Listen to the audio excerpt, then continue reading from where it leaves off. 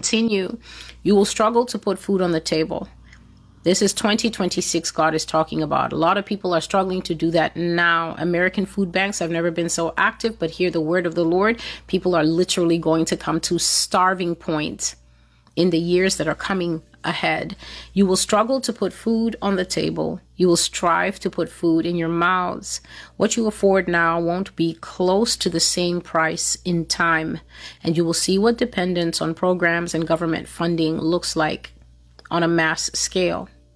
Mass scale dependence on food programs, SNAP benefits, government spending cards to be able to afford something to eat. Independent wages will fall to an all-time low, with the government blowing hard that things have never been better.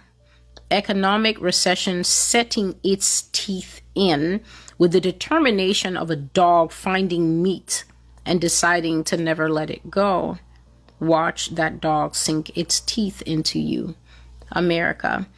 And so God is here basically talking about financial hardship to the point that it affects something that we all need as a basic food. Nobody can survive without food. Doesn't matter how strong your fasting game is, you will ultimately return to the thing that keeps the body alive. So when a nation reaches the point where food is imperiled, I think the phrase is food insecurity here, but that's just a very whitewashed way to say that people are going hungry and people basically don't know where their next meal is coming from. That's what insecure means. And when you put food in front of it, it basically means I have no idea what I'm going to eat tomorrow. And you can see a lot of young people, even millennials, always making content about I can't afford my groceries, you guys. I'm going hungry. I'm not spending my money on avocado toast and $17 frappuccinos at Starbucks. I'm buying basics, and yet I find myself out of pocket. I'm having to go to my parents' house to get meals and things like that. There's a lot of people, even married people, showing what they can afford in a week. Some people have content making what they call struggle meals because they can't afford the basics. And God is telling us that food will become a major problem. Basically, war on feeding, war on the ability to feed yourself in 2026 and 2027. Striving to put food in the mouth means having to work really hard to eat. The word strive, it automatically puts a picture of a horse that is having to pull a very heavy load against a steep gradient. When a horse is on a flat gradient and the load is light, the horse is not striving. But when you start to see the cords in the neck of your ox, your donkey or your horse, because of the steepness of the hill and also the heaviness of the load and gravity acting against the animal, that is striving. To strive means you really have to put extra effort. You really have to work hard. And then God is saying, after all that effort, you're still just barely going to be able to put food in your mouth, because what you're spending now, he says, it won't even be close in price with the passage of time. The egg saga is just one example of struggling in America. Who would have thought that $2.99 eggs would sit and settle at $11.99, $12.99, and in some cases $16.99 if you're going to be buying organic eggs.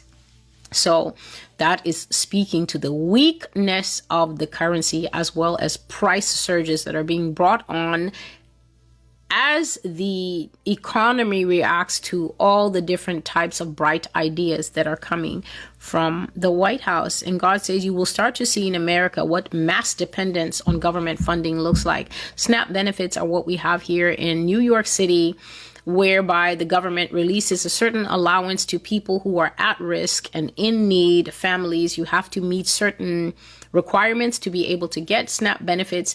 These benefits, however, were being given freely to all the people who crossed the border.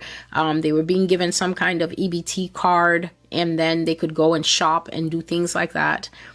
And so Yah is talking about SNAP benefits that have always been their government benefits, but he's also talking about special cards that the government will have to give out as people, the number of people who need government help to eat will increase, and people are going to be needing food banks. People are going to be needing sharing neighbor, helping hands, hands of mercy programs, that kind of thing. Church programs come every week to get food as the church gets food from wherever it gets it from and then shares with the community. Even some churches, you don't even have to be a part of the church to be able to line up and get food and things like that. And what God is basically saying is that seeing these things is the sign of how economic recession is going to bite its teeth into the United States and refuse to let go, like a dog that has found a juicy steak and refuse to let it go. I continue. It's time for war, Celestial. It's time for war against the greatest. Please bear in mind that God was talking to me and I was writing it down. It's time for war and to see who the ultimate winner will be.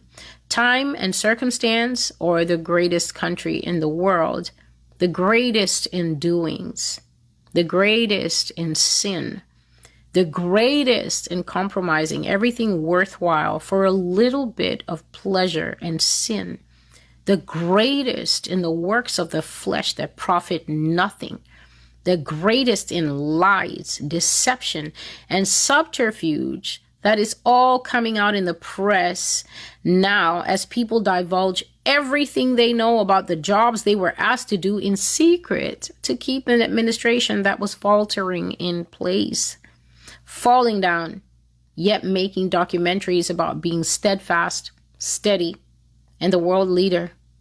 Isn't the party grand? Isn't the facade intact? Isn't the glass cracked, America? Can't everybody see through the window now, as I told you? I told you you would be naked and ashamed. I told you you would be booed off stage.